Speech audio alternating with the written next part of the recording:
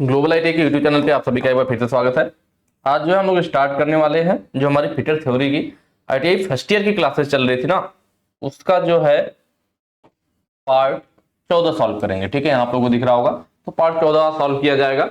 और जो मैं आपको क्वेश्चन करवाऊंगा, सबसे बड़ा सवाल यहाँ पे रहता है कि भाई उसका पीडीएफ कहाँ पे मिलेगा। तो पीडीएफ के लिए आपको इस वेबसाइट पे विजिट करना पड़ेगा www.globaliti.org। इस वेबसाइट पे जाकर के बिल्कुल आसानी से आप पीडीएफ को डाउनलोड कर सकते हैं। मैं थोड़ा सा आपको यहाँ पे बता देता हूँ, जिनको पता है वो वीडियो को स्किप कर सकते हैं, जिनको नहीं पता है वो देख लीजिए। आपको अपने मोबाइल के गूगल फोन में अपने फोन में गूगल में सर्च करना है ग्लोबल आईटीआई। जैसे ही सर्च करेंगे इस तरह से आपके सामने वेबसाइट आ जाएगा। पहले वाले पे आपको क्लिक कर लेना है, इस तरह से नया टैब आपके सामने ओपन हो जाएगा। ठीक है, उसके बाद क्या करना है, आपको जो ऑप्शन यहाँ दिख रहे हैं होम, हमारे बारे में नहीं अपडेट, आईटीआई कोड, नॉर्मली आपके फोन में नहीं दिखाई देंगे। कैसे दिखाई देंगे, इसके लिए आपको राइट साइड कॉर्नर में जो 3 डॉट बना हुआ उस पर क्लिक कर लीजिए, सारे ऑप्शन आपके सामने होंगे। आईटीआई कोर्स है, आईटीआई कोर्स पे क्लिक कर लीजिए, यहाँ पे क्लिक कर लेंगे, फिर यहाँ पे इनके सारे ऑप्शन आ जाएंगे। यहाँ पे electrician theory, fitter theory, employability skill, मतलब आपको थ्योरी के अलावा किसी और सब्जेक्ट के जैसे employability skill, workshop, calculation, engineering, drawing का पीडीएफ चाहिए तो यहाँ पे क्लिक करके डाउनलोड कर सकते हैं। लेकिन हमें फिटर थ्योरी चाहिए, हम फिटर थ्योरी पे क्लिक कर लेंगे, नया टाइप कुछ इस तरह से ओपन हो जाएगा। नीचे को स्लाइड करेंगे, fitter theory first year, fitter theory second year, हम फर्स्ट ईयर के, फर्स्ट ईयर पे क्लिक कर लेंगे, इस तरह से नया टाइप ओपन होगा। नीचे को स्लाइड करेंगे और यहाँ पर देखेंगे, यहाँ पर PDF fitter theory first year PDF यहाँ पे लिखा है ना, first year question bank part 1 new लिखा हुआ है, तो इस वाले में आपको डाउनलोड करना है। पार्ट 1, पार्ट 2, पार्ट 3, 5 पार्ट यहाँ पे अपलोड कर दिए गए। एक पार्ट में लगभग 50 क्वेश्चन है। सभी क्वेश्चन में जस्ट क्वेश्चन के नीचे ही उसका आंसर दे दिया गया, जिससे कि आपको मोबाइल फोन वगैरह में पीडीएफ को देखने में दिक्कत ना हो। ऐसा ना कि पीडीएफ आप देख रहे हैं, क्वेश्चन आपने देख लिया, आंसर ढूंढने के लिए नीचे स्लाइड कर रहे हैं, फिर ऊपर आ रहा है, तो परेशानी होती है। इसलिए हमने क्या किया कि सबको जो है उनके क्वेश्चन के जस्ट नीचे मैंने आंसर दे दिया, आप लोगों को आसानी होगा। ठीक है, चलिए क्वेश्चन की तरफ हम लोग चलेंगे। आज का हमारा पहला क्वेश्चन है, इस रिवेटिंग में क्या दोष है। देखिए रिवेटिंग दोष के बारे में यहाँ पे दे रखा है कि यह फिगर दे रखा, बाकी जो फिगर है वो मैंने अलग से ले रखा है कि जो ऑप्शन में दोष दिए गए हैं ताकि उनको भी मैं आपको दिखा सकूं।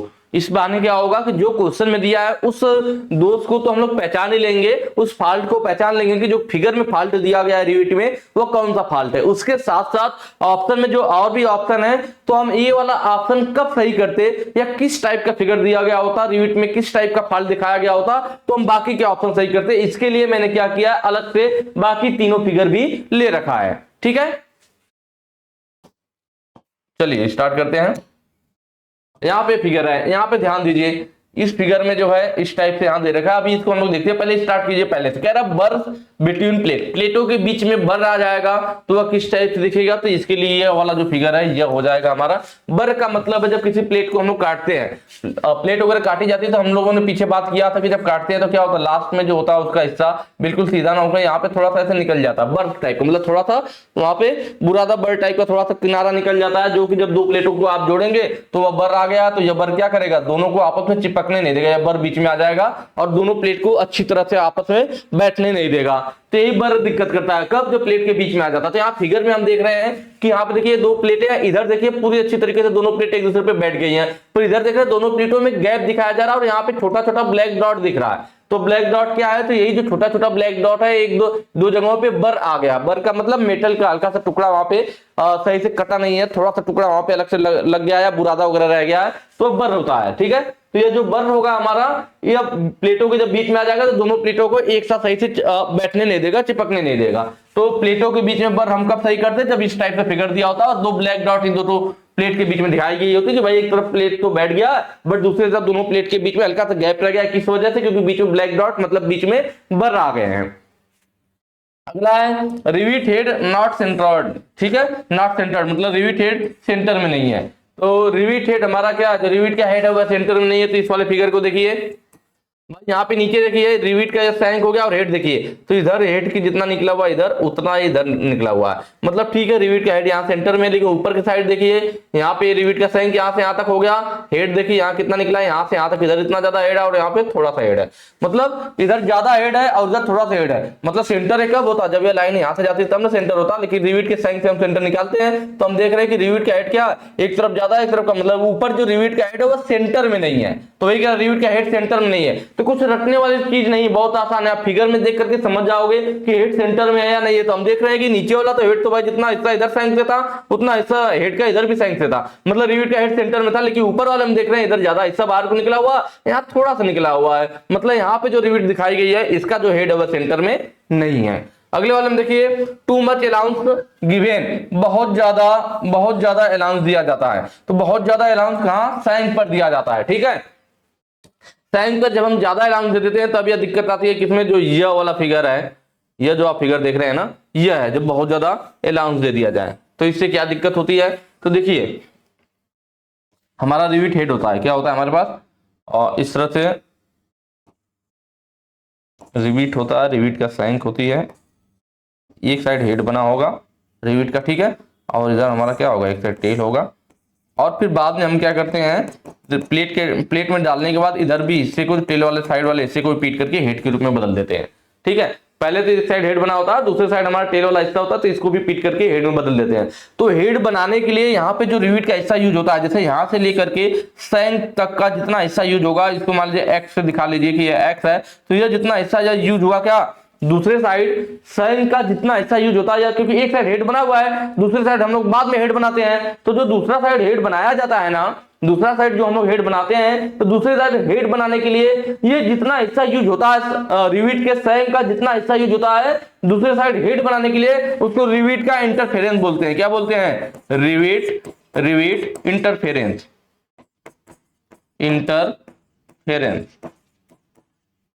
ठीक है, रिवेट इंटरफेरेंस बोला जाएगा। देखिए यहां से यहां तक, मतलब इतना हिस्सा हम यूज करेंगे, इसको पीटेंगे तो यह क्या होगा, हेड के रूप में बदल जाएगा। तो सैंक का जो इतना हिस्सा हमने यूज किया रिवेट का हेड बनाने के लिए, उसको रिवेट का इंटरफेरेंस बोला जाता है। क्या बोला जाता है, रिवेट का हेड बनाने के लिए हमने जितना हिस्सा यूज किया, जो लंबाई यूज की सैंक की, वह रिवेट का इंटरफेरेंस कहलाएगा, ठीक है। तो अगर मान लीजिए रिवेट का इंटरफेरेंस ज्यादा हो, मतलब हमारे पास सैंक ज्यादा लंबी मिल जाए, प्लेट में से क्या सैंक ज्यादा बाहर निकल जाए, तो जब आप हेड बनाओगे तो क्या होगा, चूंकि लंबाई ज्यादा निकल के मटेरियल आपके पास ज्यादा है, तो जब आप सैंक बनाओगे, सॉरी जब हेड बनाओगे ना रिवेट का, तो मटेरियल ज्यादा होने की वजह से देखिए इधर थोड़ा सा हिस्सा इधर फैल गया है, और यहाँ भी जा रहा है तो यहाँ पे थोड़ा सा हिस्सा फैल गया, दोनों साइड क्या है, थोड़ा एक्स्ट्रा मटेरियल फैल गया है। क्यों, क्योंकि ये जो सैंक वाला हिस्सा था इंटरफेरेंस, जिसका हमने हेड बनाया, भाई इंटरफेरेंस क्या, जो सैंक का हिस्सा हमने लिया रिवेट का हेड बनाने के लिए, तो अब यहाँ पे उसकी लंबाई क्या हो गई, उसकी सैंक की लंबाई ज्यादा पड़ गई, मटेरियल हमारे पास ज्यादा है, तो जब हम हेड बनाएंगे तो मटेरियल ज्यादा के होने से वो क्या सीधा हेड ना बना करके, नीचे देखिए पूरा कंप्लीट हेड बना हुआ बिल्कुल सीधा, लेकिन ऊपर देख रहे हैं यहाँ पे हेड क्या थोड़ा सा इधर फैल गया, और इधर भी थोड़ा सा एक्स्ट्रा मटेरियल बह गया, फैल गया। ये क्यों हो गया, क्योंकि हमारे पास ज्यादा अलाउंस हो गया, जो सैंक पे ज्यादा अलाउंस मिल गई, ज्यादा मटेरियल मिल गया। तो यहाँ पे ऑप्शन क्या होगा, जब टू मच अलाउंस होगी, मेन हो कहां, सैंक पर ज्यादा अलाउंस मिल जाए, तब यह दिक्कत आती है। दोनों साइड हेड क्या होता है, ज्यादा मटेरियल की वजह से हेड पे दोनों साइड मटेरियल फैल जाता है, एक्स्ट्रा फैल जाता है, ठीक है। और लास्ट क्या है, holes on the plate are not in the line, मतलब प्लेट पर जो होल है वह एक सीध में नहीं है, जो दोनों प्लेट में होल किया गया है वो अलाइंड नहीं है, एक सीध में नहीं है। ऑप्शन देखिए जो यहाँ पे दिया हुआ था, सॉरी जो फिगर दिया हुआ था यहाँ पे ध्यान से देखेंगे तो ऊपर एक प्लेट नीचे एक प्लेट, ऊपर वाली प्लेट में देखेंगे तो होल यहां से लेकर के यहां तक है,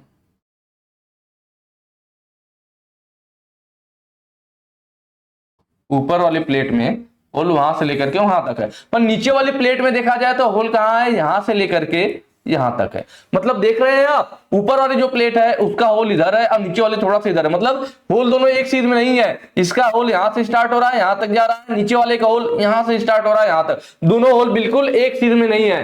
दोनों होल में क्या होगी आपको मालूम है, हमने पीछे भी बात किया था कि जब हमारा क्या होता है, जब भी हमारा काम होता है रिवेटिंग करना होता है, सबसे पहला काम होता है दोनों प्लेटों के होल को एक सीध मिलाना। कैसे लाते हैं, तो उसके लिए हम लोग ड्रिफ्ट यूज करते थे। क्या यूज करते थे, ड्रिफ्ट यूज करते थे। ड्रिफ्ट हमारा कुछ इस तरह से टेपर हिस्सा होता है, टेपरी आकार में होता है हमारे पास ड्रिफ्ट, ठीक है, टेपरित आकार में होता है ड्रिफ्ट। अब इसको हम लोग लेते थे और जब दोनों का होल एक किरने तो इसके अंदर लगाते थे और उस पर चोट लगाते थे, तो यह ड्रिफ्ट क्या करता था, दोनों को खींच करके दोनों प्लेट के होल को बिल्कुल एक सीध मिला देता था, अलाइंड कर देता था, उसके बाद रिवेट लगाते थे। इसका मतलब यहाँ पे ड्रिफ्ट यूज नहीं किया गया था, जिसकी वजह से जो प्लेट के दोनों होल थे वो बिल्कुल एक सीध में नहीं आ पाए हैं। तो यहाँ पे यही दिक्कत हो जाएगा। ऑप्शन डी की ये जो फिगर दिया गया है इसमें रिवेटिंग में क्या दोष है, रिवेटिंग में दोष है कि देखिए होल का इधर है और मतलब दोनों होल बिल्कुल एक सीध में नहीं है। यही क्या हो जाएगा, यही इसका क्या हो जाएगा, फॉल्ट हो जाएगा, दोष हो जाएगा। तो ऑप्शन डी सही होगा, प्लेट पर जो होल है वह दोनों एक सीध में नहीं है। चलिए नेक्स्ट क्वेश्चन में चलेंगे। अगला कह रहा है कि एक पक्ष के साथ एक सर्कल के चाप को बनाने के लिए किस स्टेक का उपयोग किया जाता है? Which stake is used to form an arc of a circle bevelled along one side. एक पक्ष का मतलब क्या? एक साइड के साथ, एक साइड के साथ एक सर्कल के चाप को बनाने के लिए, ठीक है, एक साइड सर्कल का चाप बनाना है। देखिए ये जो क्वेश्चन कह रहा है ना, इसको ध्यान से पढ़ेंगे तो आप फिगर देख कर समझ जाओगे कि हमें कौन सा ऑप्शन सही करना है। और फिगर आपके क्वेश्चन में नहीं दिया गया होगा, फिगर मैंने इसलिए ले रखा कि ताकि आपको पता चल जाए कि कौन सा स्टेक कैसा दिखता है। अगर दिमाग में, मैं आपको पहले भी ये चीजें बता चुका हूं कि अगर आपके माइंड में है, क्या है कि जो भी कोई नाम आ जाए, फिटर में ज्यादातर जो नाम आते हैं वो उनके फिगर से रिलेटेड होते हैं। फिटर में फिगर बहुत है भाई, तो जो भी नाम आ गया, हैचेट स्टेक, फनल स्टेक, तो अगर किसी भी फिगर का, किसी भी स्टेक का नाम आता है तो नाम आते ही आपके दिमाग में फिगर आ जाना चाहिए। अगर किसी भी स्टेक का नाम लिया गया और नाम लेते ही आपके दिमाग में उसका फिगर आ गया कि अरे हाँ यार ये तो ऐसा दिखता है, अगर इतना आपने सोच लिया, फिगर आपके दिमाग में आने का मतलब है कि 95% अब गारंटी है कि अब आप जो है क्वेश्चन सही कर लोगे। फिगर याद आ जाएगा, आप समझ जाओगे किसका क्या यूज है। तो यहां पे कह रहा है एक साइड के साथ एक सर्कल के चाप। सर्कल कैसे होता है भाई? इसी टाइप होता है। तो चाप की बात कर रहा है तो इस टाइप की आकृति बनाने की बात कर रहा है कि एक साइड के साथ एक सर्कल के चाप को बनाने के लिए किस स्टेक का उपयोग? किसी शीट के द्वारा हमें ऐसा सर्कल का चाप बनाना है, वृत्त का चाप बनाना है। तो ऐसा चाप किस पे बनेगा? तो देखिए इस आकृति के कौन सा स्टेक दिख रहा है? तो हम देख रहे हैं जैसा यह सर्कल का चाप बनता है वैसी ही आकृति इसकी, अर्ध चंद्रमा की तरह, सर्कल की चाप की तरह, या कह सकते हैं आधा चंद्रमा, हाफ मून। चंद्रमा क्या होता है? आधा चंद्रमा इसी टाइप से तो दिखता है, तो इसका मतलब इसका नाम भी क्या होगा? Half moon stake. बड़ा मजेदार है, जो ऐसा दिखता है वैसा इसका काम है, वैसा इसका नाम है, हाफ मून स्टेक। भाई एक तरह देखा जाता है क्या, सर्कल वृत्त के आकार का दिख रहा, वृत्त के चाप की तरह दिख रहा है, तो इसका काम भी है कि एक साइड के साथ एक सर्कल के चाप को बनाना, वृत्त के चाप टाइप की आकृति बनाने के लिए इसका यूज भी हो रहा है। नाम क्या है? तो हम कह सकते हैं आधे चंद्रमा की तरह दिख रहा है, तो इसका नाम रख दिया गया हाफ मून स्टेक। तो इसीलिए क्या होगा? ऑप्शन सी यहाँ पे सही हो जाएगा। बाकी स्टेक देख लेते हैं। फनल स्टेक क्या होता है? फनल स्टेक का मतलब कुप्पी कह सकते हैं, जो आप लोग कुप्पी या कीप बोलते हैं, जिसमें तेल डाला जाता है, इस टाइप का होगा ना कूप या कुप्पी, जिसमें हम लोग ऑयल डालने के लिए यूज करते हैं भाई, ये चीज हो गई। तो यह हमारा क्या हो गया? कीप या कुप्पी हो गया, ठीक है। तो इस टाइप के लिए तो फनल स्टेक जो होता है हमारा ना, तो यह क्या है? यह हमारा लगभग शंकु की आकृति वाला, मतलब जो शंकु का आकार होता है, तो देखेंगे या ऐसा लगा ना, या शंकु, शंकु हमारा इसी टाइप होता है, जैसे कीप है वैसे हमारा क्या होता है? शंकु होता है, शंकु हो गया हमारे पास, ठीक है। कीप की आकृति का लगभग होता है। तो ये जो शंकु है, शंकु को आधा काट दिया जाए तो उसी को इसके ऊपर लगाया गया, देख रहे हैं ना, शंकु को आधा काट करके लगा दिया गया, मतलब हाफ शंकु है, हाफ कोन है। तो देखने में लग रहा है कि शंकु को आधा काट करके यहाँ पे लगा दिया गया है, तो यह क्या हो जाएगा? यह जो फिगर हो जाएगा फनल स्टिक का हो जाएगा। किसका हो जाएगा? फनल स्टिक का हो जाएगा। ऐसा लग रहा है कि शंकु को आधा भाग काट कर रख दिया गया। तो फनल का मतलब कीप होता है। कीप कैसे आकार की होती है? शंकु के आकार की होती है। इसका मतलब शंकु का आकार यहाँ पे दिख रहा है, तो यह फनल स्टिक हो जाएगा। कहा यूज करेंगे? किसी भी सीट की कीप की आकृति में अगर हम उसे मोड़ना हो, कीप बनाना हो, कीप की ज्वाइंट बनाना हो, तो क्या कीप की ज्वाइंट के लिए, कीप बनाने के लिए हम लोग क्या करेंगे? पतली सीट को इस पे रखेंगे और इस पे हैमर से चोट करके उस आकार कीप के आकार में बदल देंगे। तो कीप के आकार में बदलना हो या फिर इस शंक्वाकार आकृति में बदलना हो किसी जॉब को, तो हम उसके लिए फनल स्टिक यूज करते हैं। हैचेट स्टिक में क्या होता है? हैचेट स्टिक एकदम डायरेक्ट हमारा क्या होता है? चाकू के धार के समान। यह जो फिगर दिख रहा है ना, यही हमारा हैचेट स्टिक का है। इसका ऊपर देखिए चाकू के समान धार बना हुआ और एक सिरा बेवेल कर दिया गया है। इधर का सिरा बेवेल और एक साइड का बिल्कुल स्ट्रेट चाकू के धार के समान, और दूसरा सिरा क्या है? बेवेल कर दिया गया है। किसी सीट को शार्प बेंड के लिए, तीक्ष्ण धार के लिए, डायरेक्ट मोड़ने के लिए तुरंत 90 डिग्री, कोई मान लीजिए हमारे पास ऐसे सीधी सीट है, इसमें तीक्ष्ण धार मतलब सीधे ऐसे 90 डिग्री में मोड़ देना।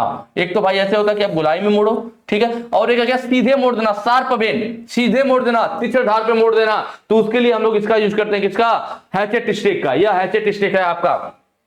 यहाँ पे हम लोग रखेंगे अपनी सीट का और यहाँ पे क्या करेंगे? हैमर से चोट लगाएंगे, बिल्कुल ऐसे इस पे सीधे 90 डिग्री पे मुड़ जाएगा। तो सीधा मोड़ने के लिए, शार्प बेंड के लिए, किसके लिए?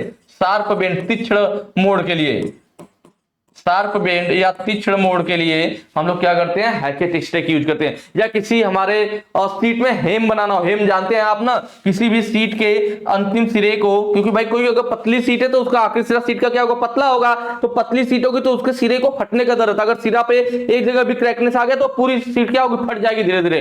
तो हमारी पतली सीट फटे ना, उसके लिए हम लोग क्या करते हैं, उसके किनारे को एक बार मोड़ देते हैं, ऐसे किनारे को हल्का सा मोड़ करके उसको पीट देते हैं, बैठ जाता है। तो अब किनारा क्या हो गया, यहाँ पे थोड़ा सा मुड़ गया तो 2 सीट के बराबर यहाँ मोटाई होगी, तो किनारा थोड़ा मोटा हो गया, तो अब वो किनारे से जल्दी सीट फटेगी नहीं, किनारे से नहीं फटेगी तो बीच से नहीं फटेगी, ठीक है।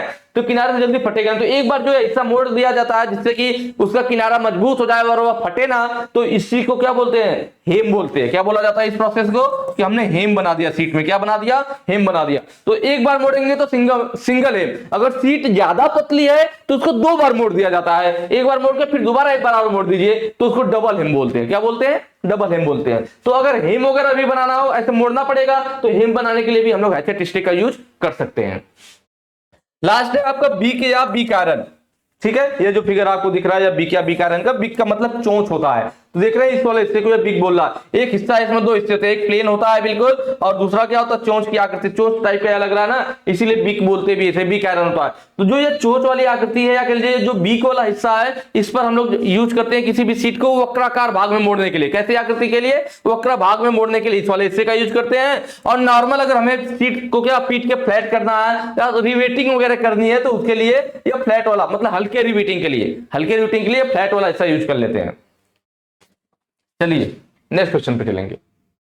अगला कहा, सीट मेटल वर्क में इस सहायक टूल का नाम क्या है। देखिए सीट मेटल वर्क में इस सहायक टूल का नाम क्या है। यहां पे देख रहे होंगे ये वाला फिगर तो नया है, पर बाकी जो तीनों फिगर दिख रहा है अभी जस्ट हमने इसके पीछे वाले क्वेश्चन में पढ़ा है। तो इसीलिए क्या होता है, जो मैं आपको चारों ऑप्शन समझा रहा हूं यहाँ पे, तो टाइम काफी लग रहा होगा। कुछ लोग लगता होगा कि अरे यार जल्दी जल्दी नहीं करा रहे हैं, जल्दी से करते तो हो जाता है। यार तो मैं अगर आपको जल्दी जल्दी कराऊंगा ना, तो उसमें मेरा भी कोई नुकसान नहीं है। मैं तो यार मुझे ज्यादा मेहनत नहीं करनी पड़ेगी, थोड़ा सा बता दूंगा भाई इसका बी सही है, इसका सी सही है, आगे निकल जाऊंगा, ठीक है। लेकिन दिक्कत कहाँ होगी, जब आपके एग्जाम में क्वेश्चन बदल जाए, ठीक है। मैं जैसा कि कहता हूं कि क्वेश्चन वगैरह अगर आप लोग बदल के भी देख लेना यार, अगर मेरे वीडियो आप देख रखे हो ना, जैसे आप यह चैप्टर पढ़े हो तो स्टेक वाले चैप्टर से रिलेटेड है, आप उसके दूसरे भी क्वेश्चन उठा के देख लीजिए, आप ऐसे ही सॉल्व कर लोगे। क्योंकि मैं पूरा डिटेल में चारों ऑप्शन इसलिए लेके चलता हूं कि अगर मान लीजिए आपके एग्जाम में क्वेश्चन वगैरह चेंज हो जाए या ऐसे कुछ पॉसिबिलिटीज होती है जो कि होना है, क्योंकि पिछली बार भी कुछ क्वेश्चन चेंज हुए थे, तो आपको दिक्कत ना हो। अगर आप डिटेल में पढ़े रहोगे ना, कोई फर्क नहीं पड़ेगा, सेम क्वेश्चन आए कोई दिक्कत नहीं, तब भी आप सॉल्व कर ले जाओगे।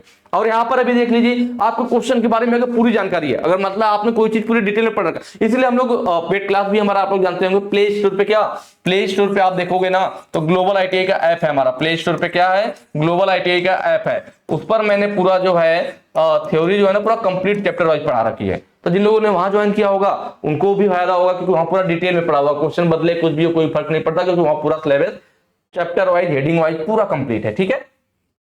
चलिए तो यहां हम बात कर रहे थे किसका, हैचेट स्टिक का।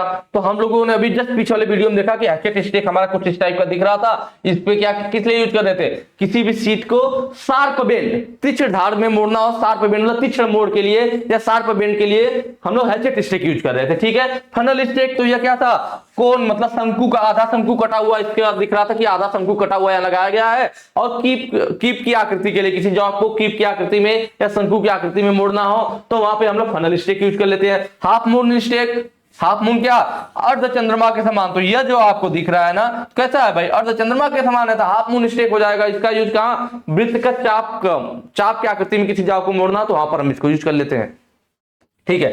अब हमने देखा कि ये तीनों फिगर हम पहचान रहे थे, hatchet stick, funnel stick, half moon stick. क्यों पहचान रहे थे, क्योंकि हमने डिटेल में पढ़ा था, तो ये तीनों हम लोग पहचान रहे थे। तो अब यहाँ पे ये फिगर दिखा करके पूछ रहे हैं भैया कि इसको क्या कहते हैं, तो इसमें कोई पूछने वाली बात है कि आपको नहीं आ रहा होगा, क्योंकि हमने पीछे पढ़ रखा है। आप इसको सच में नहीं जानते हो कि ये क्या चीज है, लेकिन क्या है, लेकिन ये कि आप ये तीनों ऑप्शन को जानते थे, ऊपर के तीनों ऑप्शन आप जानते थे कि यार यह जो तीनों नाम ले रहा है वह तो ऐसा नहीं दिखता है। इसका मतलब जो चौथा ऑप्शन बच गया पक्का ये क्या होगा, ये वही वाला होगा, ऑप्शन डी सही हो जाएगा।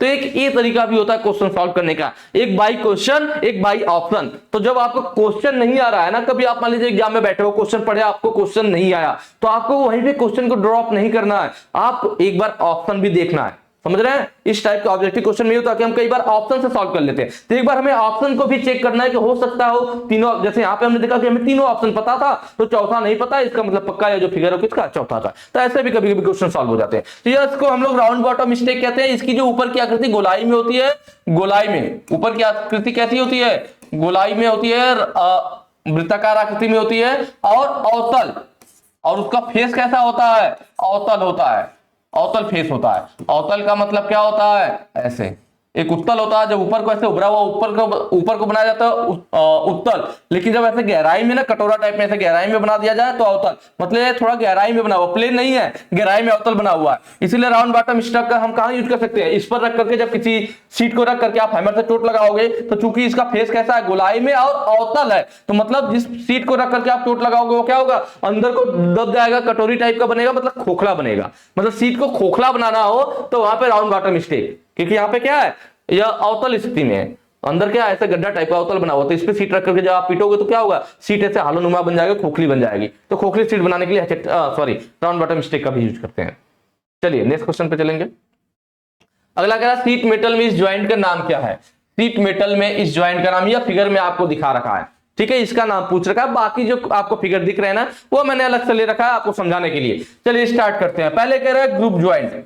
क्या कह रहा है, ग्रुप ज्वाइंट। ग्रुप ज्वाइंट क्या होता है, तो जब हम दो सीटों को ले, क्या करें भाई, एक सीट हो गई, दूसरी सीट गई, दोनों सीटों को हमने ले, इस सीट को ऐसे मोड़ दिया और दूसरी सीट को ऐसे मोड़ दिया, इन दोनों सीटों को डायरेक्ट आपस में फंसा करके इन पे चोट लगा के इनको जोड़ दिया, ग्रूवर के द्वारा इनके ज्वाइंट दबा देंगे, तो ये जो ज्वाइंट बनता है इसको सीम ज्वाइंट कहते हैं। तो एक सीट लिया, दूसरी सीट लिया, दोनों सीटों को, इसको इधर को मोड़ लिया, इसको इधर को, दोनों को आपस में फंसा करके ज्वाइंट बना दिया, इसको हम लोग क्या करते हैं, तो इसको हम लोग कहते हैं ग्रुप ज्वाइंट। क्या कहते हैं, ग्रुप ज्वाइंट कहते हैं।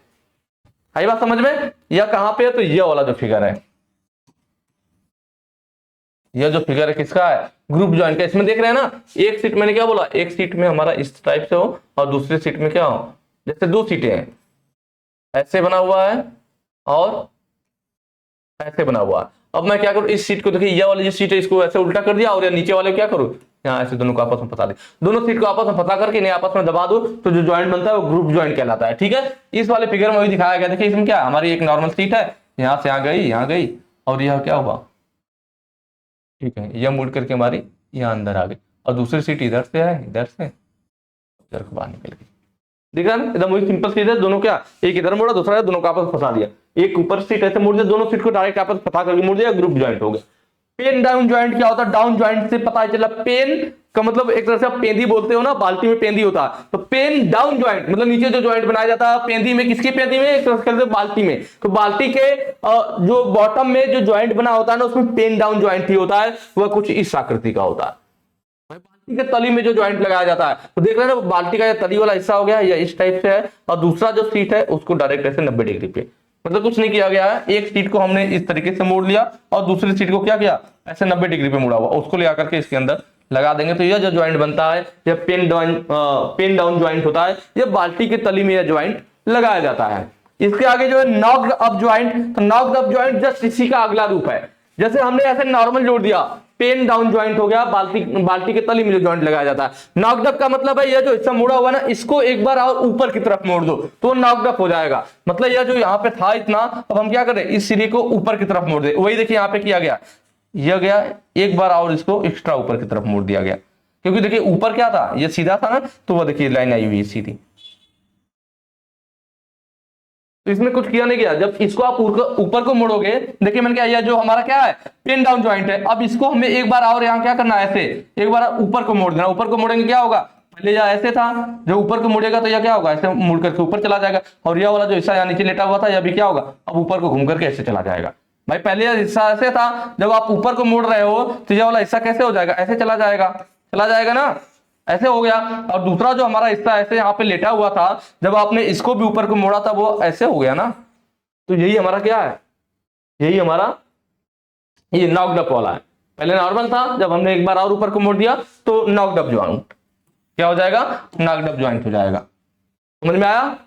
चलिए आगे क्या है, डबल ग्रुप ज्वाइंट। देखिए अभी हमने ग्रुप ज्वाइंट देखा, दो सीटों को हमने डायरेक्ट लिया, एक सीट को इधर को मोड़ा, दूसरे को इधर को मोड़ा, दोनों को आपस में पता करके उनको ज्वाइंट लगा दिया, ग्रुप ज्वाइंट। लेकिन जब हम दो सीटों को जोड़ने के लिए एक एक्स्ट्रा कवर का यूज करें या एक एक्स्ट्रा सीट की यूज करें, मतलब दो सीटों को जोड़ने के लिए हम तीसरी सीट का यूज करें, तो वह कहलाता है क्या, डबल ग्रुप्ड ज्वाइंट। जैसा कि आप फिगर देख रहे होंगे, ये क्या हो गया, एक सीट हमारी यह हो गई, इसको हमने इधर को मोड़ लिया, दूसरी सीट हमारे पास है यह, इसको हमने क्या किया, इस सीट को हमने इधर को मोड़ लिया, इस सीट को हमने इधर को मोड़ लिया और दूसरे की इधर को। अब इन दोनों सीट में अब ज्वाइंट तो लगा नहीं, एक को इधर मोड़ दिया, एक को इधर, दोनों को ऐसे टकरा दिया, बट में कर दिया, बट ज्वाइंट, ठीक है, दोनों आपस में टक्कर में आ गए। अब इनको आपस में जोड़ने के लिए एक तीसरी प्लेट हमने यूज किया, और तीसरी प्लेट में इस तरह से हमने मोड़ लिया है तीसरी प्लेट को। अब इधर से साइड से स्लाइड करके इसमें लगा देंगे, कैसे, ऐसे मुड़ी हुई प्लेट है, अब इसको हम इसके बीच में यहाँ ज्वाइंट पे स्लाइड करके लगा देंगे। अब ग्रूवर के द्वारा इस ज्वाइंट को टाइट कर देंगे, जो यह ज्वाइंट तैयार होता है, यही ऊपर फिगर में दिखाया गया है कि एक सीट देखिए इधर से इधर को है, दूसरी सीट हमारी इधर से इधर को, दोनों को हमने टक्कर में रख दिया है, बट ज्वाइंट है, टक्कर कहते हैं, टक्कर में रख दिया। इन दोनों को जोड़ने के लिए एक तीसरी प्लेट हमने यूज किया, जो इसके ऊपर ऐसे कवर के रूप में चढ़ाई गई है, और फिर इसमें ज्वाइंट लगाया गया। तो मतलब दो प्लेटों को अगर हम आपस में डायरेक्ट पता करके जोड़ देते हैं तो ग्रुप ज्वाइंट, दो प्लेटों को जोड़ने के लिए हम लोग एक तीसरी प्लेट का यूज करते हैं तो हमारा क्या हो जाएगा, डबल ग्रुप ज्वाइंट। तो यहां जो फिगर दे रखा था, तो हमने देखा दो प्लेट आपस में टक्कर में रखी हुई है, और इन दोनों पे ज्वाइंट लगाने के लिए हमने अलग से एक एक्स्ट्रा कवर, एक तीसरा प्लेट यूज कर रखा है, तो हमारा क्या हो जाएगा, डबल ग्रुप ज्वाइंट हो जाएगा। डायरेक्ट दोनों सीटों को जोड़ते हैं तो ग्रुप ज्वाइंट, ठीक है। चलिए नेक्स्ट क्वेश्चन पे चलेंगे। अगला कह रहा है स्नीप की अधिकतम कटिंग क्षमता क्या है। स्नीप क्या है, या आपको दिख रहा होगा फिगर में, स्नीप है जो कि कैंची की जैसे दिखती है, ठीक है। इसका हम लोग यूज किस लिए करते हैं, तो आपको मालूम, जो हमारे पास सीट मेटल होती है, जो धातु की चादर होती है, पतली सीट मेटल होती है, उनको काटने के लिए हम लोग इसको एक कैंची टाइप का दिखता है, आराम से दबाते जाएंगे और उस सीट को काटता जाएगा, तो ये हमारा स्नीप कहलाता है। उसी को जिससे सीट मेटल या धातु चादर को काटते हैं हम लोग, उसको हम लोग स्नीप कहते हैं। तो यह पूछ रहा है कि हम स्नीप के द्वारा अधिकतम कटिंग क्षमता, मतलब कितना मोटाई सीट को काट सकते हैं, तो यह 1.2 mm मोटी सीट को काटता है। कितना, 1.2 mm मोटी सीट अगर आपको काटना है, धातु चादर की सीट को काटनी है, तो हम स्नीप के द्वारा काट सकते हैं। इससे बड़ा अगर काटना है, इससे ज्यादा मोटी सीट है, बड़ी सीट है, तो उसके लिए हम लोग लीवर शीयर यूज करते हैं। क्या यूज करते हैं, लीवर शीयर, ठीक है। चलिए यहां क्लियर हुआ, नेक्स्ट पे चलेंगे। देखिए फिर से वही आ गया स्टेक वाला, सीट मेटल वर्क में सहायक उपकरण का नाम क्या है। भाई ये किस लिए यूज होगा, अब इसमें कोई बताने वाली बात है। कैसा दिख रहा है, आधे चंद्रमा की तरह दिख रहा है, हाफ मून स्टेक, कोई सवाल जवाब नहीं। किस काम में आता है, तो वृत्त के चाप की आकृति में जो आपको अगर हमें मोड़ना है, सीट को मोड़ना है, तो यह यूज कर लेंगे। फनल स्टेक क्या है, तो मैंने इसको भी बताया कि जो हमारा शंकु होता है, शंकु को आधे से काट दिया जाए तो उसी आकृति का यह दिखता है। कहां पे, यहां पे है। क्या काम होता है, तो किसी भी जॉब को कीप की आकृति में मोड़ने के लिए या शंकु की आकृति में मोड़ने के लिए फनल स्टेक यूज कर लेते हैं। हैचेट स्टेक शार्प बेंड के लिए, किसके लिए, शार्प बेंड के लिए, तीक्ष्ण मोड़ के लिए, किसी सीट को डायरेक्ट मोड़ना हो तो उसके लिए हम लोग हैचेट स्टेक यूज करते हैं। चाकू के धार की समान होता है और एक बिवेल हिस्सा होता है, ठीक है। और भी मैंने बताया था कि इसका यूज सीट पे हेम बनाने के लिए भी किया जाता है। चलिए आगे है राउंड बॉटम स्टेक। यह जो लास्ट में आपको दिख रहा है राउंड बॉटम स्टेक है। ऊपर वाले हिस्से को जो होता है हम लोग क्या कहते हैं, फेस बोलते हैं। क्या बोलते हैं, फेस भी बोल देते हैं, कहीं कहीं पे हेड भी बोल देते हैं, और कहीं कहीं पे हॉर्न भी बोल देते हैं। तीनों नाम है, कोई भी एक हो सकता है, ठीक है। बीच वाला जो स्क्वायर हिस्सा है, इसको सैंक या बॉडी कहते हैं। क्या कहते हैं, सैंक बोलते हैं, या फिर बॉडी भी बोला जाता है। सैंक या बॉडी, सैंक या बॉडी, यहाँ पे face or, head or, horn बोलते हैं। नीचे वाला जो हिस्सा है इसको हम लोग हील बोलते हैं। क्या बोलते हैं, हील बोलते हैं। तो ये हमारा क्या राउंड बॉटम स्टेक है। इसका ऊपरी सिरा राउंड में होता है, लेकिन मैंने बताया था इसका जो फेस होता है यह अवतल आकृति में होता है। फेस कैसा होता है, इसका जो फेस होता है वो अवतल होता है। कैसा होता है, अवतल होता है, मतलब से गहराई में, अवतल टाइप में होगा, ठीक है, गहराई में होगा। तो उससे क्या बनेगा, तो मैंने बताया था कि किसी जॉब को खोखला बनाया जा सकता है, उसमें पीट देंगे तो हॉलो टाइप का खोखला बन जाएगा। तो वह क्या होगा, राउंड बॉटम स्टेक का काम हो गया। चलिए नेक्स्ट क्वेश्चन पे चलेंगे। अगला कह रहा है रिविट को अंतिम आकार देने के लिए किस रिविटिंग टूल का उपयोग किया जाता है। सबसे पहले तो हमें इसके लैंग्वेज को समझना पड़ेगा कि पूछना क्या चाह रहा है। क्वेश्चन समझ गए, आंसर आ जाएगा। क्या कह रहा है, which riveting tool is used to form the final shape of rivet. Rivet के फाइनल शेप देने के लिए जो हमारी रिवेटिंग किया जाता है कहीं पे, सबसे पहले ध्यान दीजिए, रिवेटिंग के लिए हम लोग क्या करते हैं, एक चीज आओ, रिवेट के दौरान जो ज्वाइंट तैयार होता है वो कौन सा ज्वाइंट होता है। कई बार एग्जाम में आपके पूछा गया है, जो रिवेट होता है, रिवेट। तो रिवेट के द्वारा जो ज्वाइंट तैयार होता है ना, जो ज्वाइंट तैयार होता है वो सेमी परमानेंट ज्वाइंट होता है। कौन सा होता है, सेमी परमानेंट।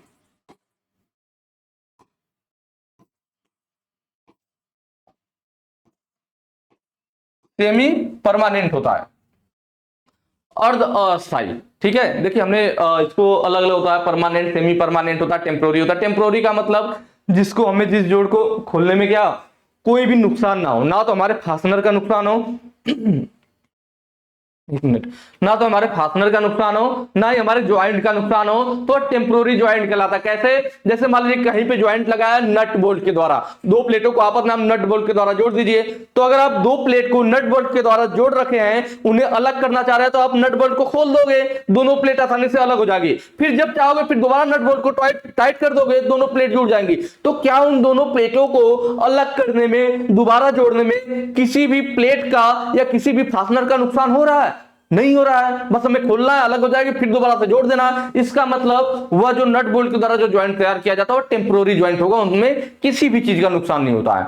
फिर होता है परमानेंट। परमानेंट में क्या होता है कि उस ज्वाइंट में, दोनों ज्वाइंट को अलग करने पर हमारी प्लेट का भी, मतलब जो हमारा जॉब है उसका भी नुकसान होता है, प्लस जो ज्वाइंट है उसका भी नुकसान होता है। परमानेंट में क्या आ जाएगा? वेल्डिंग। अगर किसी दो जॉब को आपने वेल्डिंग के द्वारा जोड़ रखा है, अगर फिर आप उन जॉब को अलग करना चाह रहे हैं तो आप क्या करोगे? वहां पे हैमर से चोट लगाओगे, जैसे भी तोड़ोगे, जब तोड़ोगे तो वेल्डिंग की तरह जो ज्वाइंट लगाया गया था वो वेल्डिंग का मटेरियल भी टूटेगा, और आपका जॉब भी, क्योंकि इतना अच्छे से पकड़ दो कि जॉब का भी कुछ हिस्सा टूटेगा। मतलब आपका, जिससे आपने ज्वाइंट लगाया फास्टनर, जो उनको बांधने का काम किया, तो यहाँ पे वेल्डिंग बांधने का काम किया तो फास्टनर हो गया, और जो पार्ट, मतलब हमारा पार्ट भी टूटा और फास्टनर भी टूटा, दोनों का नुकसान हो गया। तो जहां पे हमारे पार्ट और फास्टनर दोनों का नुकसान होता है जिस ज्वाइंट को अलग करने में, वो परमानेंट ज्वाइंट कहलाता है। ना तो फास्टनर का नुकसान हो, ना तो पार्ट का नुकसान हो, तो हमारा टेम्पोररी कहलाएगा। जैसे कि नट बोल्ट, नट बोल्ट आपने खोला, दोनों पार्ट अलग हो गए, फिर जब आपने चाह टाइट किया, दोनों आसानी से जुड़ गए, किसी भी चीज का नुकसान नहीं, टेम्पोररी ज्वाइंट। सेमी परमानेंट में क्या आता है?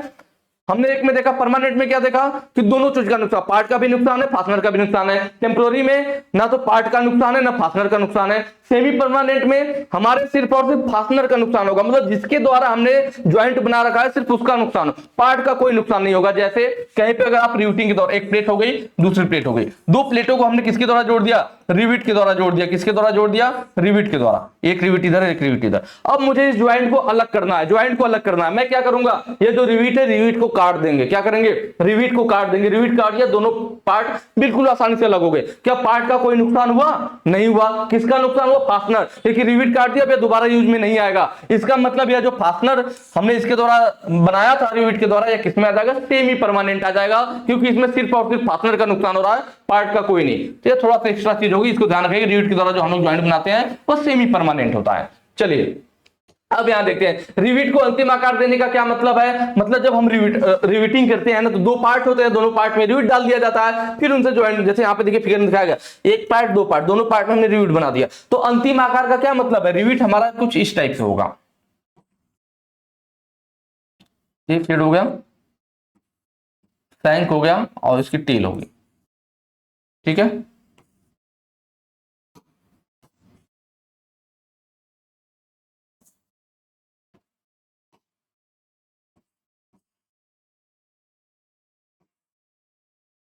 ठीक है। रिविट का हेड हो गया, टेल और सैंक हो गया। ठीक है, यह क्या हो गया? रिविट का हेड हो गया, ये हमारा बॉडी या सैंक हो गया, बॉडी या फिर सैंक भी कहते हैं, बॉडी या फिर सैंक भी कहते हैं, और ये हमारा टेल वाला हिस्सा होता है। ये चीजें हमारे पास होती है, तो हम यहाँ पे देख रहे हैं। ठीक है, अब यहाँ पे क्या होगा? इसका अंतिम आकार देने का मतलब जब प्लेटों में ज्वाइंट लगा, एक प्लेट इसके ऊपर रख दी गई और दूसरी प्लेट भी यहाँ पे रख दी गई, दो प्लेट हो गई हमारे पास। अब इन दोनों प्लेटों में रिविट को डालने के बाद हम क्या करते हैं भाई? इसीलिए तो ड्रिफ्ट का सबसे पहले काम क्या होता है? दो प्लेटों को, होल को एक चीज में ले आते हैं। दोनों प्लेट के होल को एक चीज में लाने के लिए हम लोग क्या यूज करते हैं? ड्रिफ्ट यूज करते हैं। ड्रिफ्ट का यूज किस लिए होता है? जब दो प्लेटों को आपस में जोड़ना हो तो दोनों प्लेट के होल बिल्कुल अलाइंड हो जाए, एक सीध में आ जाए, उसके लिए हम लोग ये ड्रिफ्ट यूज करते हैं। ड्रिफ्ट हमारा इस तरह से मैंने आपको बताया था, टेपर में होता है, एक साइड चौड़ा और एक साइड पतला, तो टेपर में होता है। तो इसकी मदद से हम लोग प्लेट के होल को एक सीध में ले आते हैं। एक काम करने के बाद फिर डॉली की भी जरूरत पड़ती है। यहाँ भी डॉली है, नीचे वाला हिस्सा, सॉरी डॉली, बॉली नहीं डॉली, और इधर भी हमारा क्या है? डॉली है। ठीक है, रिविटिंग वाला डॉली है जो आजकल फेमस हो रहा है, डॉली चाय वाला वो नहीं है। ठीक है, एक कौन सा हमारा रिवेटिंग वाला डॉली है। तो यहाँ पे डॉली का काम क्या होता था, रिवेट के हेड को सपोर्ट प्रदान करने के लिए। जब भी हम रिवेट के दूसरे सिरे पर कुछ काम करना चाहेंगे, हैमर वगैरह चलाना चाहेंगे, तो नीचे वाला जो हेड है वो क्या होगा, नॉर्मल अगर आप फर्श पे रख करके या फिर कह लीजिए एंविल पे रख करके आप काम करोगे तो नीचे का हेड खराब होगा। तो नीचे का हेड खराब ना हो उसके लिए क्या करते हैं, डॉली यूज किया जाता है। यह हेड को सपोर्ट प्रदान करता है। डॉली क्या करता है, यह हेड को सपोर्ट प्रदान करता है। जैसे यहाँ पे रिवेटिंग में देखिए क्या, ये डॉली है हमारा, डॉली क्या करती है इस तरह से। अब इसके अंदर क्या होगा, रिवेट का हेड आ गया। तो रिवेट का हेड खराब ना हो, रिवेट के हेड को सपोर्ट प्रदान करने के लिए डॉली यूज किया जाता है। तो पहला काम तो हो गया भाई, हमने ड्रिफ्ट से जो है होल अलाइन कर लिया। डॉली का काम है रिवेट के हेड को सपोर्ट प्रदान करना। रिवेट सेट क्या है, रिवेट सेट क्या करता है, दो सीटों को एक दूसरे के नजदीक ले आता है। जब भी हमें ज्वाइंट लगाना होता है तो हम क्या करते हैं, जो दोनों सीट है इन्हें पहले जरूरी है कि दोनों बिल्कुल एक दूसरे से चिपक जाए, नजदीक आ जाए। क्योंकि अगर गैप होगा तो वही आपका क्या रिवेटिंग फाल्ट आ जाएगा, ज्वाइंट में फाल्ट आ जाएगा, जो मैंने आपको पीछे बताया था। तो दोनों सीटों को नजदीक लाना जरूरी है इसका हेड बनाने से पहले। तो सीटों को नजदीक लाने के लिए नाम देखिए क्या है, सेट। मतलब रिवेट को सेट कर देगा, मतलब जो पार्ट्स है उनको सेट करेगा, एक दूसरे के नजदीक ले आएगा। तो ये हमारा रिवेट सेट है। जो मैं यह लाइन खींच रहा हूं ना, यह वाला हिस्सा सिर्फ रिवेट सेट का है। रिवेट सेट के अंदर इस तरह से खोखला बना होता है, यह पूरा हमारा क्या है, ये हमारा रिवेट सेट है। ठीक है, और इसके अंदर क्या है, जो हमारा रिवेट हेड मैंने अभी बताया आपको, रिवेट बनाया था तो हेड नीचे हो गया, हेड क्या है, डॉली के अंदर आ गया। डॉली इसको हेड को खराब होने से बचा रही है, इसको सपोर्ट प्रदान कर रही है। जो आगे वाला बॉडी या सैंक था वो कहां चला गया, या स्टेम भी कहते हैं, यह हमारा रिवेट सेट के अंदर चला गया। ठीक है, अब हम इस पर जो हैमर से चोट लगाएंगे तो आप देख रहे हैं रिवेट सेट का एक हिस्सा यहाँ हमारा क्या है, पार्ट से टकरा रहा है, और एक यहाँ। जब चोट लगाएंगे तो दोनों पार्ट को एक दूसरे पर दबा देगा और दोनों पार्ट अच्छे से एक दूसरे में चिपक जाएंगे, एक दूसरे के नजदीक आ जाएंगे। जब दूसरा काम यह हो गया, इसके बाद फाइनल काम क्या होता है, रिवेट का हेड बनाना। इसमें देख रहे होंगे आप, यहाँ पे स्टेम वाला हिस्सा इसके अंदर था, यहाँ पे देखिए रिवेट के दूसरे साइड भी अब हेड बन चुका है। रिवेट के दूसरे साइड भी अब हेड बन चुका है। तो अंतिम काम क्या हो रहा है, फाइनल रूप मतलब अंतिम काम क्या हुआ, इसका हेड बनाना। आई बात समझ में। सबसे पहले हमने दोनों सीटों को लिया, उनको होल के अलाइन करने के लिए ड्रिफ्ट का यूज किया। फिर उसके बाद हमने रिवेट सेट लिया और रिवेट सेट लेकर के दोनों प्लेट को एक दूसरे के नजदीक ले आए।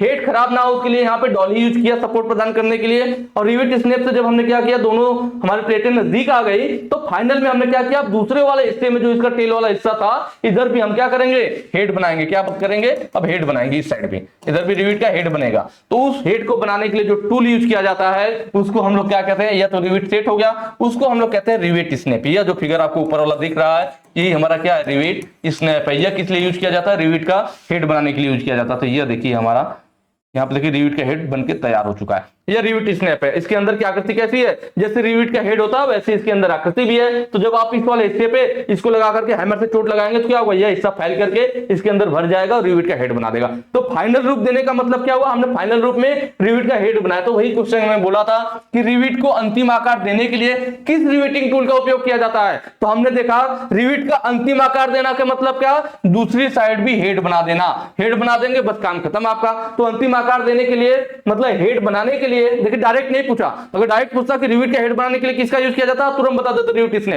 लेकिन इसने थोड़ा सा दिमाग लगाया और बोल दिया कि रिवेट को अंतिम आकार देने के लिए, तब आप थोड़ा यहां कंफ्यूज होगा। तो अंतिम आकार का मतलब है कि फाइनल स्टेप क्या है। तो फाइनल स्टेप हमारा ये होता है कि लास्ट में हम क्या करते हैं, हेड बना देते हैं। तो किसकी मदद से हमने बनाया, रिवेट स्नैप की मदद से बनाया। तो ऑप्शन यहाँ पे क्या हो जाएगा, ऑप्शन डी सही हो जाएगा कि फाइनल आकार देने के लिए कह लीजिए या कह लीजिए रिवेट का हेड बनाने के लिए हम लोग रिवेट स्नैप यूज करते हैं।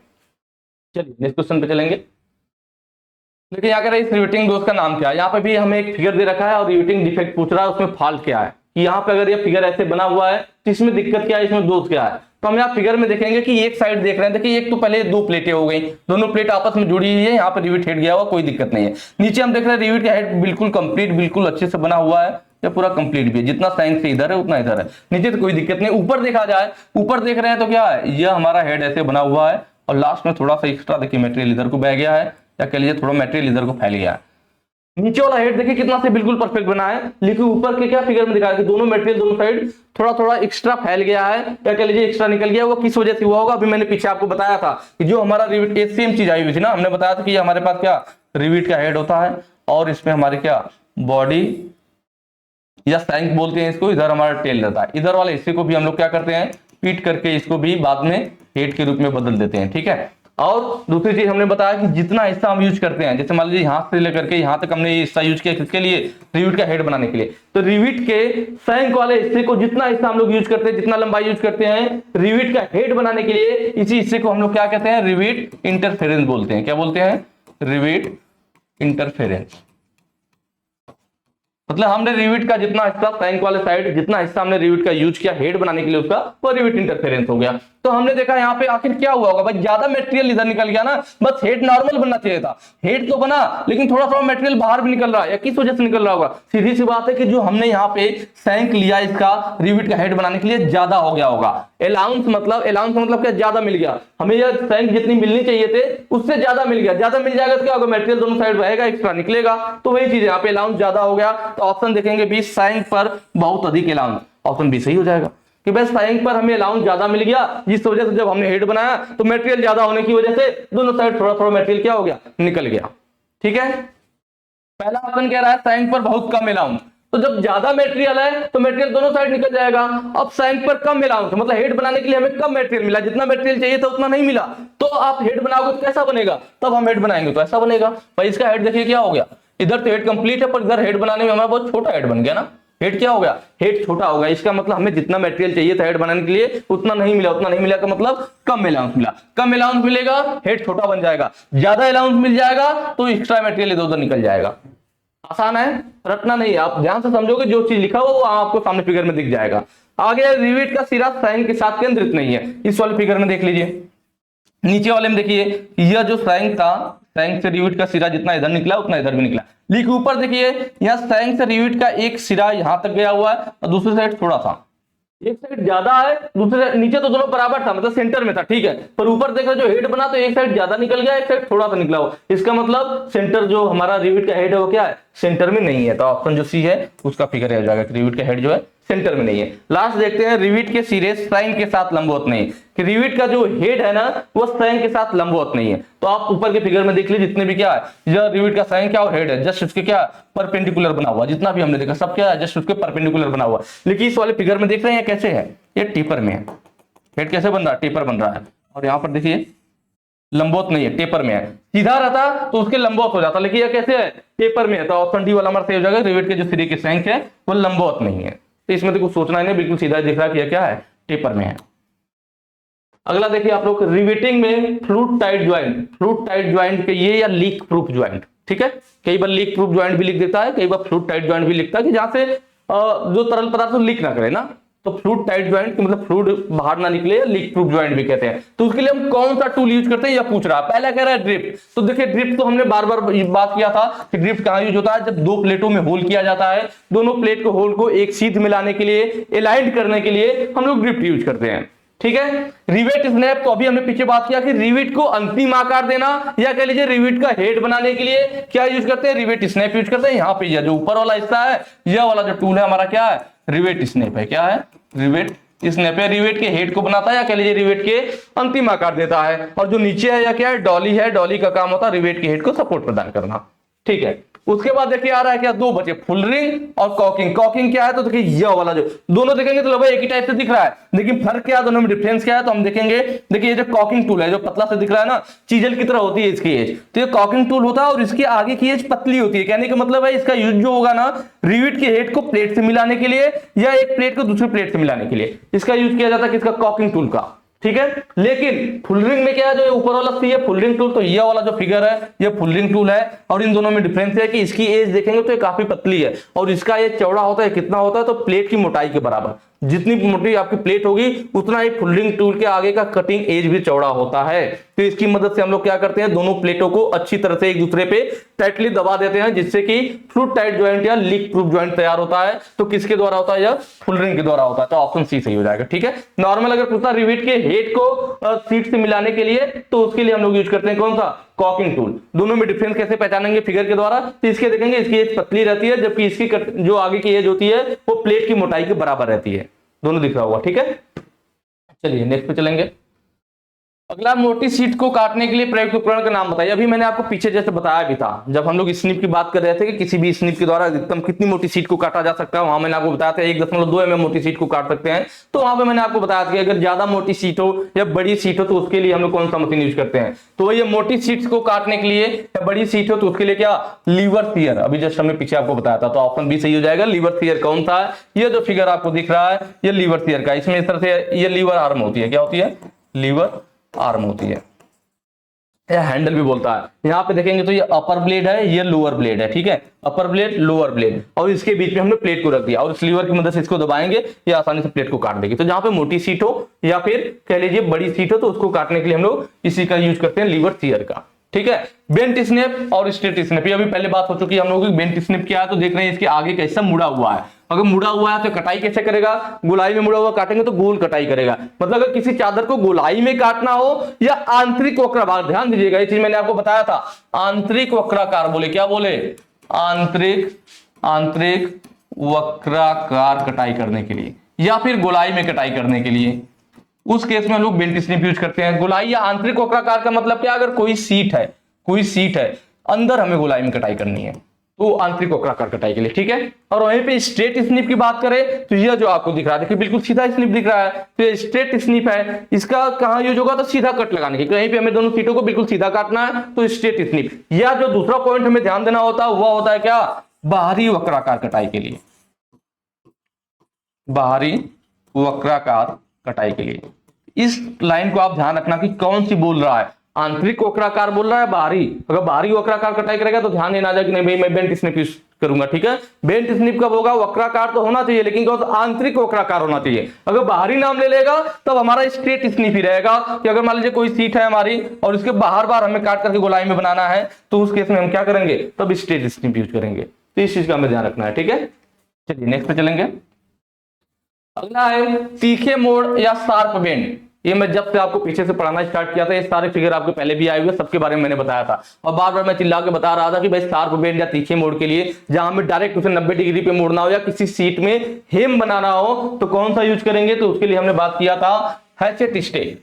ये जो फिगर है उसके ऊपर का हिस्सा कैसे चाकू के धार के समान होता है और एक सिरा बेवल कर दिया जाता है, यहाँ पे हम सीट को रखते हैं और डायरेक्ट इसे 90 डिग्री पे मोड़ देते हैं तो ये शार्प बेंड हो जाता है हमारा, ठीक है। तो उसके लिए हम कौन सा यूज करेंगे, हैचेट स्टिक। फनल स्टिक क्या है, तो यह भी बात हुई थी हमारी कि जो शंकु के आकार का, मतलब आधे शंकु को आधा कोन को काट करके ऐसा लगता है रख दिया गया वो फनल स्टिक होता है। फनल का मतलब आप कीप समझ सकते हैं, जो गांव में आप लोग कुप्पी कहते हैं जिससे तेल वगैरह डाला जाता है। तो जो कीप होता है, कीप की आकृति हमें बनाना हो या उस पर ज्वाइंट लगाना हो तो उसके लिए हम लोग यह फनल स्टिक यूज करते हैं। हाफ मून स्टिक नाम से ही पता चल रहा है, हाफ मून का मतलब आधे चंद्रमे की तरह आकृति, देखिए यह दिख रहा है आपको आधे चंद्रमे की तरह, तो यह हाफ मून स्टिक हो जाएगा और इसका यूज किया जाएगा अगर आपको सीट पे वृत्त के चाप के आकार का अगर आकृति बनाना है तो इस पे रख करके आप बिल्कुल आसानी से पीट करके मैलेट के द्वारा बना सकते हैं, तो यह हाफ मून स्टिक हो जाएगा। बिग आयरन जो लास्ट वाला है, तो यह जो फिगर है बिग आयरन का, इसका एक सिरा बिग मतलब चोंच की तरह दिखता है और दूसरा फ्लैट होता है। जो फ्लैट हिस्सा है उस पर हम लोग हल्का फुल्का रिवेटिंग भी कर सकते हैं और यह बिग वाले आयरन वाला जो हिस्सा है इस पे हम लोग क्या करते हैं, इस पे वक्राकार भाग मतलब सीट को वक्राकृति में बनाने के लिए इस वाले हिस्से का यूज किया जाता है, ठीक है। यहाँ पे कौन सा, यहाँ पे ये वाला ऑप्शन सही हो जाएगा ना, हैचेट स्टिक। शार्प बेंड के लिए क्या हो जाएगा, हैचेट स्टिक। अगले चलते हैं, देखिए इस स्टिक का नाम क्या है, यहाँ पे भी वही चीज आ गया, इसका नाम तो अभी हमने पीछे पढ़ा क्या था, यार फनल स्टिक था भाई।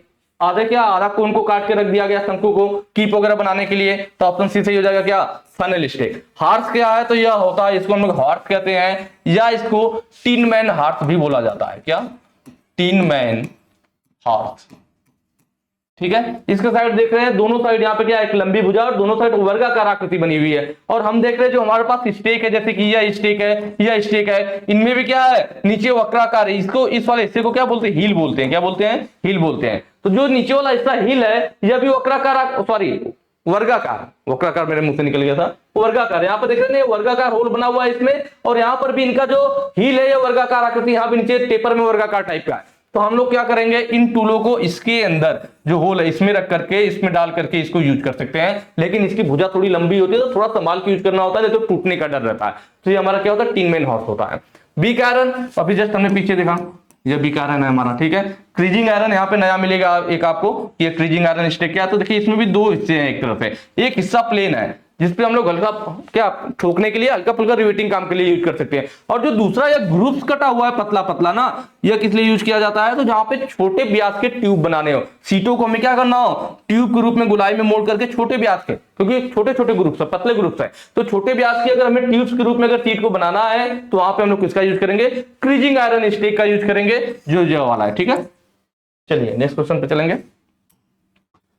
अगला कह रहा है टीन की चादरों की सोल्डरिंग के लिए किस फ्लक्स का उपयोग किया जाता है। देखिए ये वाला जो आया क्वेश्चन ना, ये पीछे भी आया हुआ था और वहां पे मैंने आपको पूरा डिटेल में लिख करके समझाया था। पीछे वाले पार्ट वाली वीडियो देख लीजिएगा, पूरा मैंने अच्छे से समझाया था। मैंने आपको बताया भी था कि इसको कॉपी पे नोट कर लीजिएगा, तो आगे आपको भविष्य में कहीं दिक्कत नहीं होगी। ठीक है, मैं हालांकि यहाँ पे थोड़ा सा हल्का हल्का मैं ऊपर ऊपर बता दूंगा, पर डिटेल के लिए आप लोग एक बार पीछे वाली वीडियो देख लेना, वहां पे मैंने पूरा लिख लिख करके समझाया था। जैसे कि यहाँ पे ऊपर के दो ऑप्शन देखे और नीचे के दो ऑप्शन देखे, तो जो ऊपर वाले दोनों ऑप्शन है हमारे ना, ये नॉन कोरोजिव फ्लक्स होते हैं। क्या होते हैं? Non corrosive flux. Non corrosive का मतलब ऐसे फ्लक्स जिनको लगाने से जॉब पर हमारा जो है उस पर जंग लगने का खतरा ना हो, नॉन कोरोजिव कहते हैं। ठीक है, या फिर ऑर्गेनिक, ऑर्गेनिक फ्लक्स भी बोलते हैं। नॉन कोरोजिव कहिए, ऑर्गेनिक कहिए। ये जो नीचे के दोनों है ये हमारा कोरोजिव फ्लक्स में आते हैं। किस में आते हैं? कोरोजिव। मतलब अगर इन फ्लक्स को हम जहां पे यूज करेंगे, इस फ्लक्स को यूज करने के बाद हमें तुरंत उन्हें अच्छी तरीके से साफ करने की जरूरत होती है। अगर आपने अच्छे से साफ नहीं किया, अगर ये फ्लक्स आपके जॉब पे लगे रह गए, तो वहां पे जंग लग जाएगा और आपका जो पार्ट है वह खराब हो जाएगा। मतलब इनके लगाने पे जंग लगने का खतरा रहता है, तो कोरोजिव फ्लक्स में आते हैं। ठीक है, या इन्हें इनऑर्गेनिक फ्लक्स भी बोलते हैं, इनऑर्गेनिक फ्लक्स भी बोला जाता है। ठीक है, चलिए जिंक क्लोराइड क्या? देखिए जिंक क्लोराइड को हम लोग एक और नाम से जानते हैं, या आपके कई बार एग्जाम में भी पूछा गया, इवन यूपीआरबीएनएल का जो एग्जाम होता है उसमें भी आया हुआ था। तो इसको हम लोग किल्ड स्पिरिट के नाम से जानते हैं। जिंक क्लोराइड वाले फ्लक्स को किल्ड स्पिरिट के नाम से भी जाना जाता है। कहां यूज किया जाता है? यह यूज किया जाता है कापर, या कह लीजिए जिसको हिंदी में हम लोग क्या कहते हैं, तांबा। तांबा के लिए टीन की चादर हो, टीन की चादर हो, या फिर पीतल हो, इन सब के लिए हम लोग यह जो जिंक क्लोराइड वाला हमारा फ्लक्स होता है इसको यूज करते हैं। अमोनियम क्लोराइड को हम लोग साल अमोनिक के नाम से भी जानते हैं। किसके नाम से? साल अमोनिक। ठीक है, साल अमोनिक के नाम से जाना जाता है। यह कहां कहां यूज किया जाता है? यह भी हमारा तांबा पे यूज किया जाता है, तांबा पे। ठीक है, आयरन की सीट, आयरन की सीट पे, या फिर कह लीजिए इसे लोहे की सीट भी कहीं कहीं बोल देता है, और स्टील के लिए। इसके अलावा दो हमारे और होते हैं, हाइड्रोक्लोरिक एसिड और फास्फोरिक एसिड। ये दोनों भी हमारे किसमें आते हैं? हमारे कोरोजिव फ्लक्स में आते हैं। तो जो हमारे हाइड्रोक्लोरिक एसिड होते हैं वो स्पेशली जीआई सीट के लिए यूज किया जाता है। किसके लिए? जीआई सीट के लिए, हाइड्रोक्लोरिक एसिड। और वहीं पे फास्फोरिक एसिड की बात करें तो हमारा स्पेशली स्टेनलेस स्टील के लिए यूज किया जाता है। कई बार एग्जाम में आया, अभी आपके पीआरबीएनएल में क्वेश्चन आया वो तो पिछले साल, कि जो आपका स्टेनलेस स्टील होता है उसके लिए कौन सा फ्लक्स यूज करते हैं? Phosphoric acid. इसका भी ध्यान रखिए। ये चारों जो मैंने नाम लिया, zinc chloride, ammonium chloride, hydrochloric acid, phosphoric acid, ये चारों फ्लक्स जो होते हैं हमारे कोरोजिव फ्लक्स के अंतर्गत आते हैं। जो पेस्ट वाला होता है, आपने देखा होगा दुकानों पे जो रेडियो वगैरह के, टीवी वगैरह के तार जोड़ते हैं, तो एक पेस्ट टाइप का रखते हैं। जब सोल्डरिंग करने जाते हैं तो उस पेस्ट को थोड़ा सा तार में लगा लेते हैं, शोल्डर पे लगा लेते हैं और पिघलाते हैं। तो जो पेस्ट टाइप का होता है उसी को हम लोग क्या कहते हैं? पेस्ट वाले फ्लक्स में रखते हैं। ठीक है, नॉन कोरोजिव वाले में। और जो रेजिन होता है यह भी हमारा किस लिए होता है? तो यह भी हमारा इलेक्ट्रिक के कामों में यह फ्लक्स यूज किया जाता है। चलिए यहां पे लग रहा मैंने सही बताया नहीं ना। टीन की चादरों के लिए आप देख लीजिए, टीन की चादर के लिए किसका यूज कर रहे हैं? टीन की चादर किसमें है? टीन की चादर जिंक क्लोराइड में है। ऑप्शन सी आपका सही हो जाएगा। नेक्स्ट क्वेश्चन पे चलेंगे। अगला कह रहा है रूफिंग और पैनलिंग के लिए सीट धातु की जोड़ में किस सीम का उपयोग किया जाता है? रूफिंग और पैनलिंग, जो छतों में आजकल पैनलिंग नहीं, आजकल लोग क्या कहते हैं उसको यार, फॉल सीलिंग, फॉल सीलिंग बोलते हैं ना। ऊपर वो लगा देते हैं थोड़ा छत को छोड़ करके नीचे तक इतनी गहराई में, और उसके अंदर लाइटें वगैरह लगा देते हैं, तो वो रूफ पैनलिंग हमारा हो जाता है ना। तो वही चीज कह रहा है कि रूफिंग और पैनलिंग के लिए सीट धातु की जोड़ में किस सीम का उपयोग किया जाता है? कि जो छतों पे रूफिंग किया जाता है, पैनलिंग किया जाता है, फॉल सीलिंग के लिए अगर ज्वाइंट बना रहे हैं तो कौन से ज्वाइंट के द्वारा वो पैनलिंग, रूफिंग या पैनलिंग कौन से ज्वाइंट के द्वारा की जाती है? लैप सीम। तो देखिए लैप सीम यह वाला होता है, जब एक धातु के ऊपर दूसरे धातु को ऐसे चढ़ा करके जोड़ दिया जाए, एक धातु पर दूसरी धातु को सीधे से चढ़ा करके जोड़ दिया जाए, लैप ज्वाइंट कहलाता है। ठीक है, डबल सीम। देखिए डबल सीम का जो है ना यह वाला फिगर है, ये अभी मैं आपको अच्छे से बताऊंगा कि यह कैसे बना हुआ है। ठीक है, डबल सीम में क्या है? तो देखिए यहाँ पे हमने एक चादर ले लिया, एक चादर जैसे बड़ी आकृति है। ठीक, ये हमारी एक चादर हो गई। ये देखिए पहले 90 डिग्री पे मोड़ दी गई, चादर को 90 डिग्री पे, और दूसरी चादर यह है, ये पहली चादर हो गई, ये दूसरी चादर। दो चादर हमें इन्हें आपस में जोड़ना है। एक सीट को हमने ऐसे सीधे 90 डिग्री पे मोड़ लिया और दूसरी को हमने इस तरह से घुमा के मोड़ लिया। दोनों चादरों को ऐसे कर लिया। अब क्या करना है? अब यह वाली जो है ऐसे 90 डिग्री मुड़ी हुई है, इसको इसके अंदर लाके डाल दीजिए। वही देखिए सी में किया गया, पहले यह चादर 90 डिग्री पे मुड़ी हुई है और दूसरी चादर इस तरह से मुड़ी हुई थी। इस तरह से मोड़ लिया था हमने। अब क्या किया, यह जो 90 डिग्री इसको ले आकर के इसके अंदर डाल दिया, वही सी वाले फिगर में देखिए दिखाया जा रहा है कि इस वाले चादर को उठाया और इसके अंदर हमने यहाँ पे डाल दिया। उसके बाद क्या करेंगे, अब यह ज्वाइंट को एक बार और नीचे को पीट करके मोड़ देंगे। देखिए वो नीचे को किया जा रहा है, नीचे को पीट करके मोड़ देंगे। जो लास्ट में ज्वाइंट तैयार होगा उसी को क्या बोलेंगे, डबल सिम बोलेंगे। ग्रुप्ड सिम क्या है, तो यह तो पहले भी बात हो चुकी है हम लोगों की कि जब हम दो सीटों को डायरेक्ट आपस में जोड़ दें, किसी तीसरी सीट की जरूरत नहीं है। देखिए यहाँ पे एक सीट हमारी है इस तरह से, ठीक है, दूसरी सीट इस तरह से, दोनों को आपस में लगा करके जोड़ दिया। एक सीट को ऐसे मोड़ दीजिए, दूसरी को ऐसे मोड़िए, दोनों को आपस में फंसा करके डायरेक्ट जोड़ दीजिए। क्या कहलाएगा, ग्रुप सिम कहलाएगा। डबल ग्रुप सिम क्या कहलाएगा, तो यह जो आपको दिख रहा है यही सबसे मजबूत ज्वाइंट बनाता है, डबल ग्रुप सिम, और इसी का यूज किया जाता है रूफिंग और पैनलिंग में। ऑप्शन डी आपका सही हो जाएगा। डबल ग्रुप सिम जो यूज किया जाता है रूफिंग और पैनलिंग में। कैसे जोड़ा जाता है, मैंने बताया था, दो सीटें होती हैं, एक इस तरह से हम मोड़ लेंगे और दूसरी सीट को टक्कर में इधर रख करके इस तरह से मोड़ लेंगे, और इन दोनों पे ज्वाइंट बनाने के लिए तीसरी सीट यूज करेंगे जो इनके ऊपर इस तरह से लगाई जाती है। ये फिगर में है, देखिए एक सीट हमारा इस तरह से है, दूसरी सीट हमारी यहां से इस तरह से टक्कर में है, दो सीटें हो गई, और तीसरी सीट के द्वारा इन दोनों को आपस में जोड़ दिया गया है। तो यही हमारी क्या होती है, डबल ग्रुप सिम होती है, और रूफिंग और पैनलिंग के लिए